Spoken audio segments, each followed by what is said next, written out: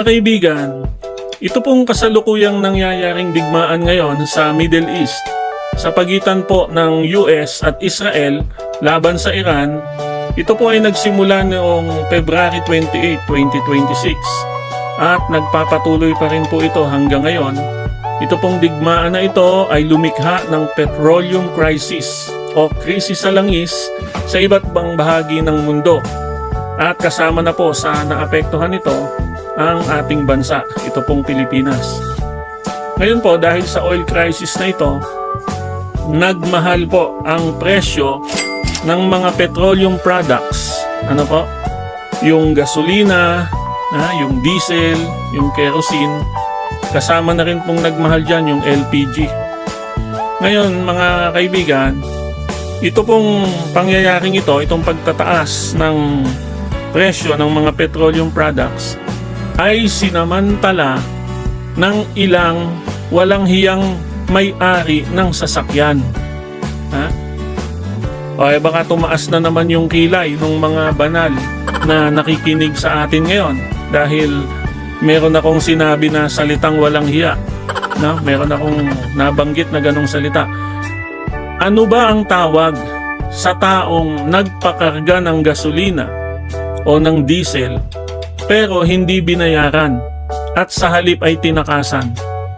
Di po ba? Walang hiya yun. Alangan naman tawagin nating mabuti yun. Ngayon, alam nyo po kasi pag ito sa criminal law, ang tawag po doon estafa. Kaya ang gumawa po noon, yung gumawa ng ganon, estapador. At ang estapador po, mandurugas. Ang pagiging estapador at pandurugas sa kapwa ay kawalang hiyaan. Kaya ang taong gumagawa ng ganon ay walang hiya. Hindi natin pwedeng tawaging mabuti yon. Ngayon po, sana maintindihan yan nung mga banal na nakikinig sa ating programa ngayon. Meron tayong pinagbabasihan kung bakit natin sinabi yon. Ngayon mga kababayan, ito pong mga nagdaang araw, dahil nga dito sa malaki at biglaang pagtaas ng presyo ng mga petrolyo, naging laman po ng mga balita dito sa Pilipinas ang ilang may-ari ng sasakyan na nagpakarga ng petrolyo at tinakasan ang bayad. Ang masaklap nito mga kababayan,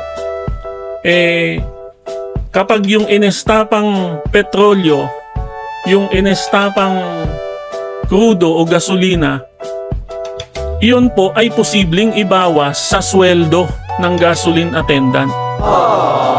Isipin nyo mga kababayan, itong ibang mayayabang na nakabili ng sasakyan, hindi naman pala kayang magbayad ng panggasolina nila o pangkrudo nila. Tatakasan lang pala.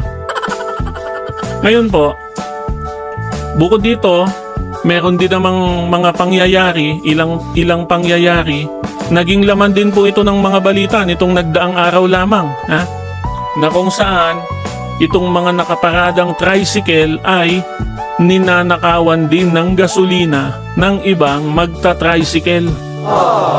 Mantakin niyo yan. Kawawa naman yung mga nagiging biktima. Nananawagan po ako, mga kababayan, nananawagan po ako sa mga estapador at sa mga magnanakaw ng petrolyo na nakikinig sa ating programa ngayon, na sana po ay itigil nyo na ang inyong kawalang hiyaan. Maawa naman sana kayo sa mga naging biktima ninyo. Maawa naman sana kayo sa mga naghahanap buhay ng maayos kahit maliit lamang ang sweldo. Isipin nyo, paano kung sa inyo ginawa yon? O sa isang mahal nyo sa buhay? Mapayag ba kayo? Magiging masaya ba kayo sa ganon? Mahirap po ang buhay ngayon. At itong hirap ng buhay ay dinagdagan pa ng kasalukuyang krisis sa langis dahil nga po sa nangyayaring digmaan sa Middle East. Kaya sana ay huwag nyo nang dagdagan pa ang pagpapahirap sa kapwa natin. Kung may natitira pa kayong kahihiyan sa sarili ninyo, sana ay magbago na kayo. Kung wala kayong maitutulong sa iba, ay huwag na lang sana kayong maging pabigat pa sa ating kapwa. Hindi ba kayo nahihiya sa sarili nyo na yung mga sasakyan nyo ay pinapabindisyonan nyo pa? Ha? At pagkatapos ginagamit nyo kapag nagsisimba kayo o kapag sumasamba kayo? Pero yun naman pala, ninakaw nyo yung gasolina o yung diesel o yung crudo na ikinarga nyo. Sana naman matuto kayong lumaban ng patas sa buhay, katulad ng maraming marangal na Pilipino. Hanggang dito lang po muna mga kaibigan. Maraming salamat po sa inyong pakikinig. Mabilis lang po tayo ngayon. Maraming salamat po at kita-kita tayo po ulit sa susunod. Salamat po.